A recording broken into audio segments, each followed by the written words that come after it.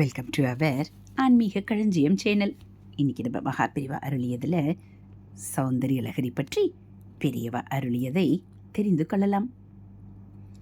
ஆச்சாரியால் மனுஷ்யாவதாரம் எடுத்து மனுஷியர்கள் மாதிரியே சேத்திரமாக போய் அங்கங்கே தம் திவ்ய சக்தியால் தெய்வ சாநித்தியம் பலமாக ஸ்திரப்படுவதற்கு எந்திர ஸ்தாபனம் முதலானதை செய்து கொண்டே கைலாசத்துக்கு போய் சேர்ந்தார். பார்வதி பரமேஸ்வரர்களை தரிசனம் பண்ணினார். அவர்களுடைய அவதாரம்தான் இவர்.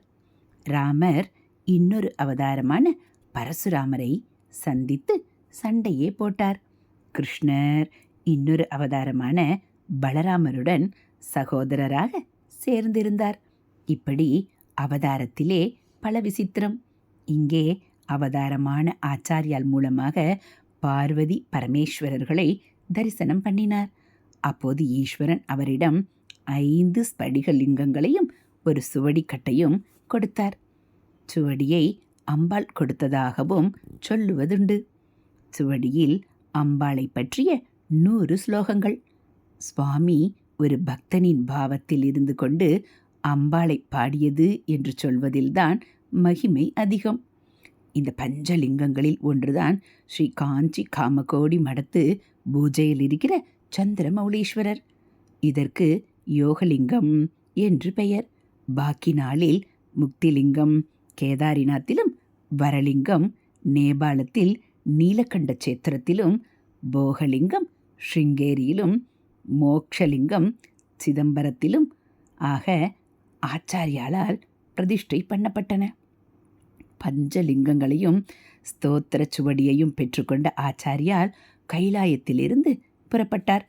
வெளிவாசலில் காவலில் இருந்தவரான நந்திகேஸ்வரர் மகா பெரிய சொத்தான மந்திர சாஸ்திர சுவடி கைலாசத்தை விட்டு போகிறதா என்ற தாபத்தால் கோபம் வந்துவிடவே ஆச்சாரியாலை மறித்து அவர் கையிலிருந்த சுவடியை பிடித்து இழுத்தார். ஆச்சாரியால் சமாளித்து கொண்டு வெளியே வந்துவிட்டார். ஆனால் நந்திகேஸ்வரர் உருவியதில் சுவடியில் 100 ஸ்லோகத்தில் 59 அவரிடம் போய்விட்டன. அது சுவடியின் பின்பாகம். ஆச்சாரியால் கையில் முதல் 41 ஸ்லோகங்களே மிஞ்சி நின்றன. அம்மா அனுகிரகம் பண்ணி கொடுத்தாள்.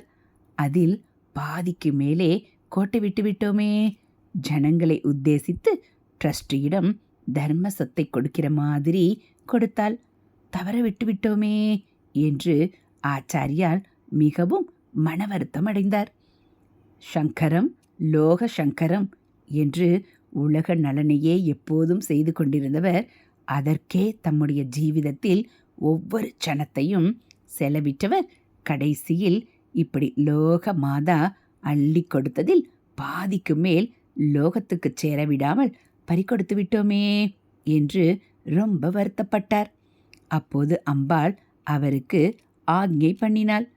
தவறிப்போன 59 ஸ்லோகங்களையும் நீயே பூர்த்தி பண்ணிவிடு. அதுதான் என் சங்கல்பம். அதுதான் எனக்கு பிரீத்தி.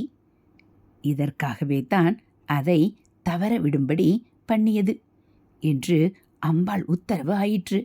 உடனே கடல்மழை திறந்தது போல் ஆச்சாரியால் அம்பாளை சிரசிலிருந்து பாதம் வரையில் அங்கம் அங்கமாக வர்ணித்து பாடி 100 ஸ்லோகமாக பூர்த்தி பண்ணிவிட்டார்.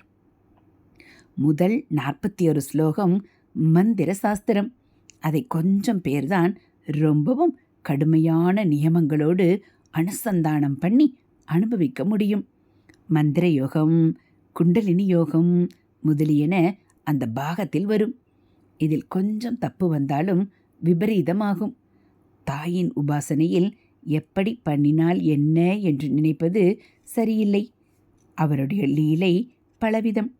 ஆச்சாரியாலோ சமஸ்த ஜனங்களிடமும் பரம கருணை மனம் கொண்டவர், பாபியையும் பரமாத்மா ஆக்கியவர் என்று அவரை பற்றிய பாடலில் கன்னடத்தில் வருகிறது. அதனால் அவர் அம்பிகையை மந்திர ஸ்வரூபமாக இல்லாமல் சுந்தர ஸ்வரூபமாக கேசாதி பாதம் கூந்தலில் இருந்து திருவடி வரை சகல ஜனங்களும் கல்பித்து பார்த்து சந்தோஷப்படும்படியாக ஒரே வர்ணனைமயமாக மீதி 59 ஸ்லோகங்களையும் பாடி அனுக்கிரகம் பண்ணிவிட்டார். அம்பாளுடைய சௌந்தரிய ஸ்வரூபமே அவருடைய கவிதா வாக்காக அவதாரம் பண்ணிவிட்டது.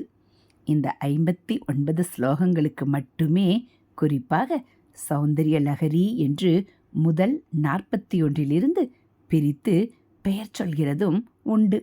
முதல் 41 ஸ்லோகங்களுக்கு ஆனந்த லகரி என்று பெயர் சொல்வார்கள்.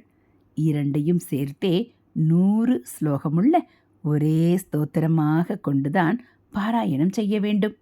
இப்படி ஒரே நூலாக கொள்ளும்போது முதல் பாகத்துக்கு ஆனந்த லகரி என்றும் இரண்டாம் பாகத்திற்கு சௌந்தரிய லகரி என்றும் பெயர். மொத்தமாக இரண்டும் சேர்ந்த முழு நூலுக்கும் சௌந்தரிய லகரி என்றுதான் பெயர். இந்த விபரங்கள் மார்க்கண்டேய சம்ஹிதையில் இருக்கிறது.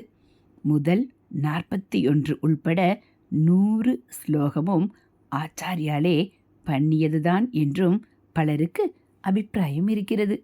இது தப்பில்லை. ஏனென்றால் நமக்கு எட்டாமல் கைலாசத்தில் இருந்ததை லோகத்தில் பிரச்சாரத்துக்கு கொண்டு வந்தவர் அவர்தானே. இன்னொன்று, பரமேஸ்வரனே செய்த துதிதான் இந்த கைலாச சௌந்தரிய லகரி என்றால் ஆச்சாரியால் யார்? அதே கைலாச சங்கரன் தானே காலடி சங்கரராக வந்தது. அதனால் அவன் பண்ணினதை இவன் பேரில் சொல்வதில் குற்றமில்லை. முதல் 41 ஸ்லோகங்கள் மந்திர சாஸ்திர சூக்ஷமங்கள், குண்டலினி யோக தத்துவங்கள், ஸ்ரீவித்யா என்கிற மகா திரிபுர சுந்தரி உபாசகர்களுக்கு ரொம்பவும் உபயோகமான விஷயங்கள் இருக்கின்றன. ஆனாலும் பின்னாலுள்ள ஆச்சாரியால் வாக்கிலிருந்து வந்த 59 ஸ்லோகங்களின் அழகே அழகு. காம்பீரியத்துக்கும் சரி, மாதுரியத்திற்கும் சரி, இந்த வாக்குதான் சிகரம் என்று சொல்கிற மாதிரி அப்படிப்பட்ட அற்புதமான ஸ்லோகங்கள் அவை. சொல்லழகு பொருளழகு இரண்டிலுமே ஈடிணை இல்லாமல் இருப்பவை. சகல ஜனங்களுமே படித்து படித்து ஆனந்தப்படக்கூடியது இந்த பாகம்தான். இதனால் லோகத்திலுள்ள இலக்கிய சிருஷ்டிகளிலேயே ஓர் அதிசயமாக ஒரே ஸ்தோத்திரத்தில் இது மாதிரி ஒரு ஸ்தோத்திர ரூபத்திலே சாஸ்திர சூக்ஷமங்களை எங்கேயுமே பார்க்க முடியாது என்று சொல்லும்படியாக பூர்வ பாகத்தை கொண்டுள்ளதாக பூர்வ பாகம் உள்ளது. இது மாதிரி கவிதா கற்பனையுள்ள ஸ்தோத்திரம் எங்கேயுமே பார்க்க முடியாது என்று சொல்லும்படியான உத்தர பாகமும் கொண்டதாக சௌந்தரிய லகரி நமக்கு கிடைத்திருக்கிறது. சாஸ்திரத்திற்கு சாஸ்திரம், ஸ்தோத்திரத்திற்கு ஸ்தோத்திரம், கவிதைக்கு கவிதை என்று மூன்றும் சேர்ந்ததாக சௌந்தரிய லகரி நமக்கு கிடைத்திருக்கிறது. ஹரஹர சங்கர ஜெய ஜெய சங்கர, ஹரஹர சங்கர ஜெய ஜெய சங்கர.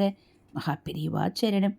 இதுபோல் மகாபெரிவா அருளியதை நீங்கள் தினதோறும் கேட்கணும் அப்படின்னா மறக்காமல் நம்ம சேனலை சப்ஸ்கிரைப் பண்ணுங்கள். கூடவே பெல்லைக்கானை கிளிக் பண்ணி ஆளுங்கிற பட்டனையும் அழுத்திடுங்க. நம்ம சேனலில் வரக்கூடிய தெய்வத்தின் குரல் பகுதிகள், மகாபெரிவா மகிமை, மகாபெரிவா அருள்வாக்கு எல்லாம் உங்களுக்கு பிடிச்சிருந்தால் ஒரு லைக்கும் கமெண்ட்டும் கொடுத்து உங்களுக்கு தெரிஞ்சவங்களுக்கும் ஷேர் பண்ணுங்கள்.